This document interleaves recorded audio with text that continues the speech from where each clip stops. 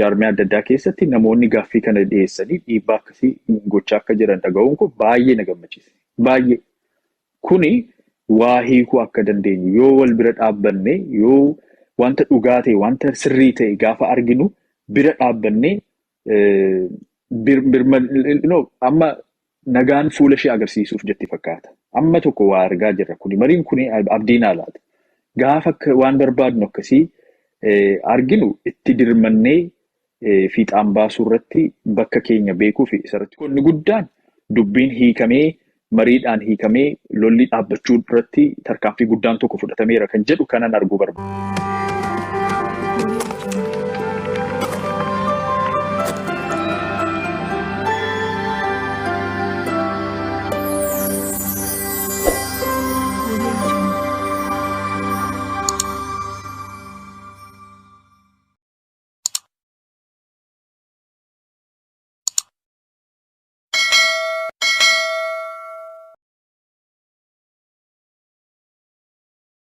Waan ta'eef gaafa directionii nama laadhu ani baay'ee nama kabajuudha baay'ee nama tasgabbiidhaan nama dhaggeeffatuudha nama na arrabsu iyyuu suutee callisee nama dhaggeeffatuudha.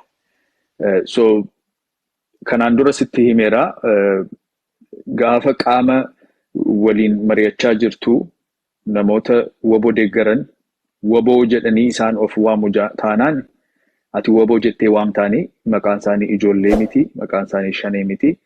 Shaneedhaan of waaman taanaan maqaa abbaan ofitti waamneen nama waamuun sirrii miti. Innis akka sirreessituuf gaafa dubbadhee fixuu. Okay. So tokkoffaa isadha. Gaafa rifargoon si qofaadhaaf otoo hin ta'in namoonni biraanis ijoollee shanee kana jechuun hin danda'amu. Namni wal arrabsuun kuni amma namni gaafa gaallaa gaafa nuun jedhani maaliif nutti hin tolu? Translation isaa hamaa ta'ee miti. Nu ofiin akkasitti waamnu Oromoo jennee of waamna Oromoo jedhee na waamiin jedha.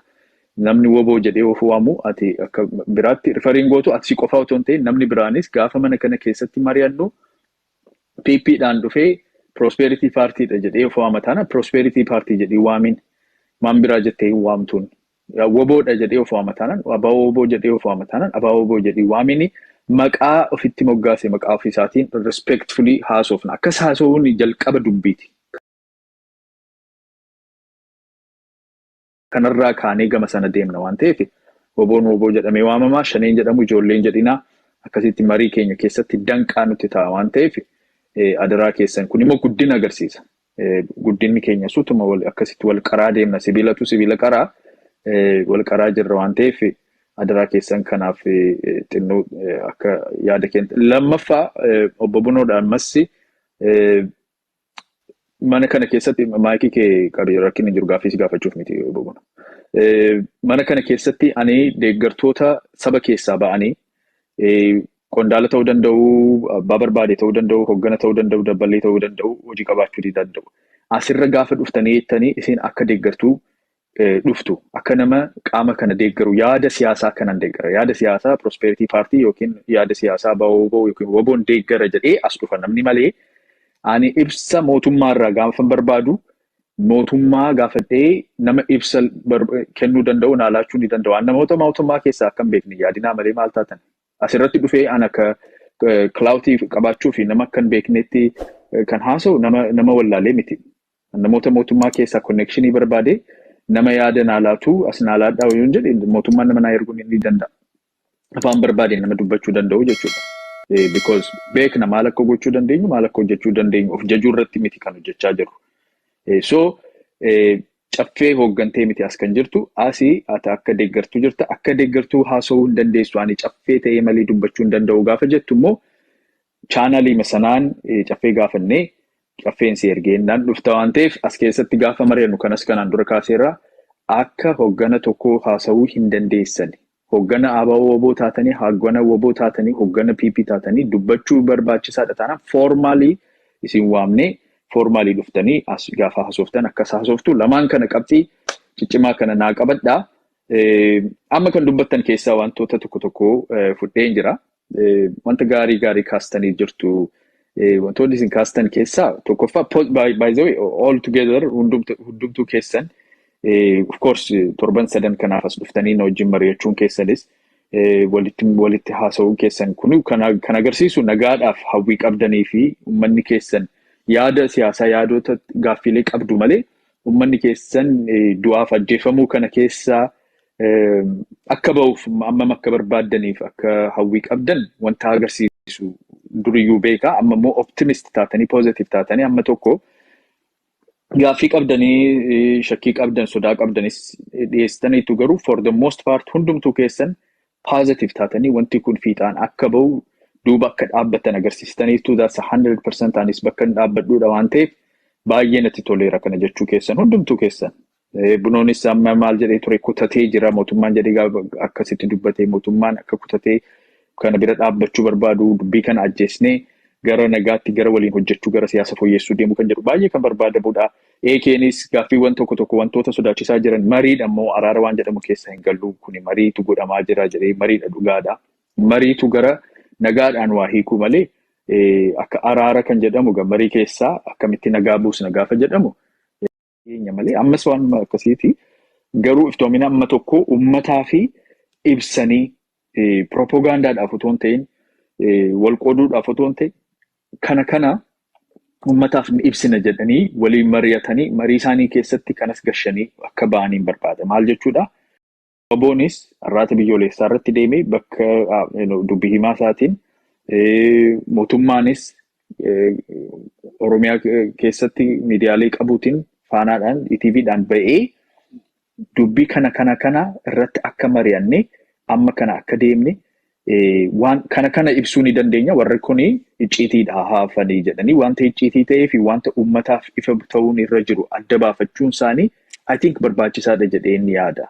Nuyiif uummataaf sabaaf because uummata joonjessuun kuni uummata burjaajii keessa gashuun kuni kan dhufu iftoominni dhabamuu isaa keessa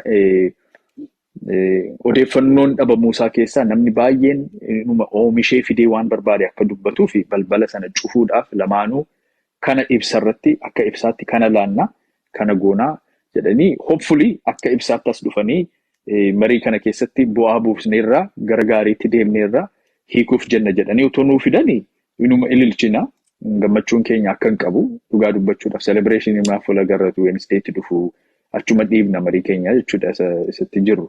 Akkasoo toonuu godhanii kun otoo ta'e egaa hawwiima keenyadha kadhannaa keenyadha.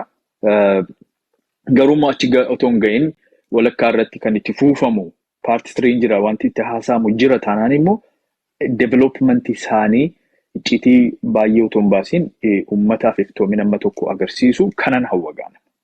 Akka bu'aatti hawwiin kun inni guddaan dubbiin hiikamee mariidhaan hiikamee lolli dhaabbachuu irratti tarkaanfii guddaan tokko fudhatameera kan jedhu kanan arguu barbaada. Dhugaamma. Garuu immoo at any degree bakkuma progressii argisan qabaatan irratti iftoomina tokko akka godhani kana arguu ni barbaada. By the way, isin galateeffachuun barbaada. Warra gubbaa kana teessan qofaa otoo hin ta'in warra gooda dhufanii dhaggeeffatan namoota gurguddaa dhufaa jiru. Akka dhaggeeffatan natti himu viidiyoo akka ilaalan natti himu rikoordii godhamee akka ergamuuf nan dhagaa baay'ee na dhibee akkas hin dhagaamas jedhee yaadne akka uummataatti uummanni yaada kana fudhatee yaada kana irratti kan dhiibu ofiisii adda addaa keessatti jaarmee adda addaa keessatti namoonni gaaffii kana dhiyeessanii dhiibbaa akkasii gochaa akka jiran dhaga'uun kun baay'ee na gammachiisa. Baay'ee kuni waa hiikuu akka dandeenyu yoo wal bira dhaabbanne yoo wanta dhugaa ta'e wanta sirrii ta'e gaafa arginu bira dhaabbannee amma nagaan fuula ishee agarsiisuuf jetti fakkaata. Amma tokko waa argaa jirra kuni mariin kuni abdiin haalaati. Gaafa waan barbaadnu akkasii arginu itti dirmannee fiixaan baasuu irratti bakka keenya beekuu fi isarratti hojjechuudha. So amma raawundii lammaffaan isin ilaadhaa by the way sa'aatii 2 caalaa hin turu already sa'aatii tokko fayyadamneerra. Sa'aatii raawundii isa lammaffaa kanarratti yaada isinirraa barbaadu tokko anamma maalan dhiyeesse iftoomina barbaadaa information odeeffannoon amma tokko marii kana keessa odeeffannoon amma tokko akka nu dhufuun barbaadaan jedhe waan baay'een barbaada garuu at least pointii tokko kaa'eera maal eegdu maal barbaaddu isa jedhu tokkoffaa lammaffaa immoo dubbii namoota daldala dhiigaarratti, daldala siyaasaa fi daldala namni wal ajjeesuu irratti privately akkas corporationii ta'anii qindoomanii warri hojjetanii maqaa mootummaa balleessuu, maqaa waboo balleessuu, lolli kun akka hin dhaabbanne qaama lamaan keessatti dhaabbatanii warra jiran kana akka hin hojjennee fi sabni, uummanni maal gochuu danda'a isa jedhu lamaan kana irratti yaaduma keessan yaada ijaaraa akka ta'e. Amma walqeequun kun inuma dhufa.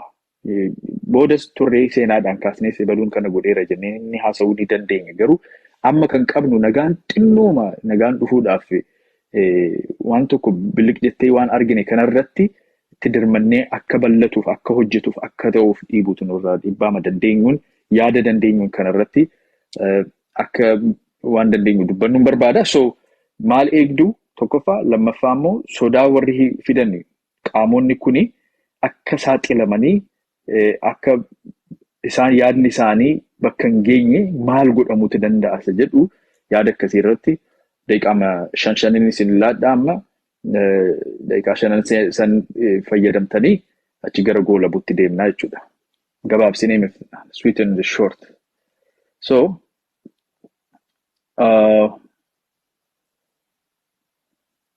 namootuma asirra jiraniin xumurra har'a warreen dhufne achii booddee okay. Bunnoo gara gubbaatan asii fida raajiif solkoo guddoo akka dhuftuu isaan.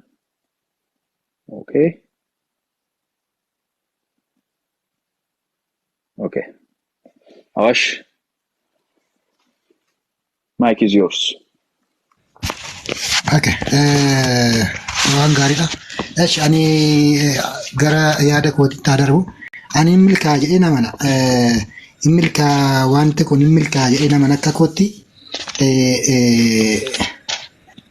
Wantin jedheefis akka information takka tokko ba'utti karaa miidiyaalee karaa tokko kan arganillee warra siviilii duwwaa otoo hin ta'in waraanni itti hirmaachuunsaa wanta gaariidha jedhee namana. Waraanni itti hirmaachuunsaa wanta jiru hin argaa. Bilbilaan walitti haasa'uu irraa fuuldura ta'anii walitti haasa'uu waan jiruufi yeroo baay'ee dubbii siviilonni dubbatan yeroo baay'ee irratti waliin galan. Waraanni karaa lama jiru yoo wal fuuldura taa'ee haasa'u wanta irratti walii galuu hin argata jedhee namana. Kanaaf inuma milkaa jedheen amana karaa koo. Kan biraa yoo isa warra akka milkoofneef hojii hojjetan kan jedhameef immoo yoo danda'ame warreen wajjiniin qabsaa turame waan ta'eef karaa garanaas karaa garasiisii warruma wal faana hojjetantu saaxilee dhaabsisaa jechuudha. Kanaaf tokkoffaa warra nagadutu jira karaa garanaallee karaa garasiillee tokko naannoo waraanni jirutti bajetni mootummaallee odii takka hin taane hin beekama. Kanaaf bajanni sun akka waraanni dhaabbatu hin barbaadan naannoo sana warra jiranii. Kanaaf amma danda'anitti lolli akkuma itti fufu barbaadu. Akka odiit hin taane kanaan duras wanta ta'e hin beeku waan ta'eef sanumaan akka itti fufuuf barbaadu jechuudha. Warruma garaa isaatiif uummataaf hin hojjenne jechuudha warra akkasii. Karaa biraa namoota kan ittiin daddabarsan ni jiru. Duruma har'a miti kanaan waggaa baay'ee waraqaa eenyummaa baasanii maqaa adda bilisummaati warra nagadaa turan namoonni baay'een jiru ni beeknaa jechuudha. Isaan gara biyya garasii ta'anii waraanni ni jira uummanni tasgabboofne jedhanii karaa sana wanta baay'ee akka hojjetan hin beekamaa jechuudha. Kanaaf warri kun karaa barbaadan illee akka waraanni kun itti fufu barbaadu ittiin nagadataa jiru, ittiin ijoollee isaanii bulfatu, ittiin maatii isaanii biyyaa baafatu jechuudha. Ittiin baratu, ittiin guddatu, ittiin sooromuu jechuudha. Waraana maqaa waraana garaati. Kanaaf warra kana dhaabsisuutu nurra jiraata jechuudha. Kan sadaffaa gara sadaffaatti gaafa hin darbu wanta yeroo baay'ee rakkina fidu hojii dhabeeyyiinis rakkina fiduu danda'u. Waraana ta'uu danda'u. Waraana mataa isaanii uummachuu danda'u. Shiftaan illee uumamuu danda'a jechuudha. Sana booda erga yoo araarri yoo maal gochuu dandeenya waan jedhu irratti yoo danda'ame uummanni daasporaallee hundumti keenya iyyuu walii gallee irratti hojjetamuu qaba jechuudha. Boru fiiguurraa har'umaa kaasnee maaltu danda'ama.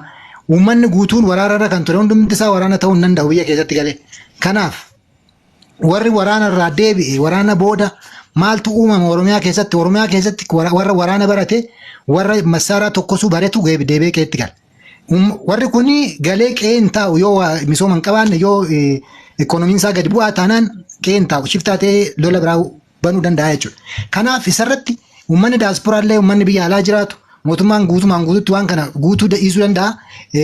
Qabeenya inni qabu kana gochuu dhiisuu danda'a waan ta'eef innumti kunillee jalaatii otoo irratti hojjetamee gaariidha. Maaliif jennaan wanta danda'ame walitti guuramee warri waraana irraa deebi'e hundumti isaa waraana ta'uu hin danda'a waan ta'eef gara mana isaatiitti gaafa deebi'e gara hojii idileetti akka inni galuuf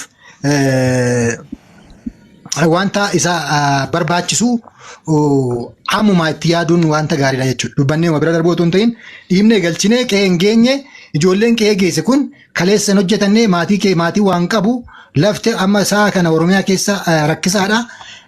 Jarri kun maal haa ta'an gaafa jedhu deebi'ee namti waraana biraa horate waraana ni beeka waan ta'eef gara waraanaatti deebi'a jechuudha. Oromiyaan nagaan argattu jechuudha. Kanaaf buqqisnee balleessuuf Oromiyaan akka naannoo misoomaa akka ishiin taatuu fi walgeenyee waan dandeenyuun wanti sun gargaaramuu qabaa jechuudha. Kunis irratti hojjetamuu qabaan jedha ayyaana wajjiniin.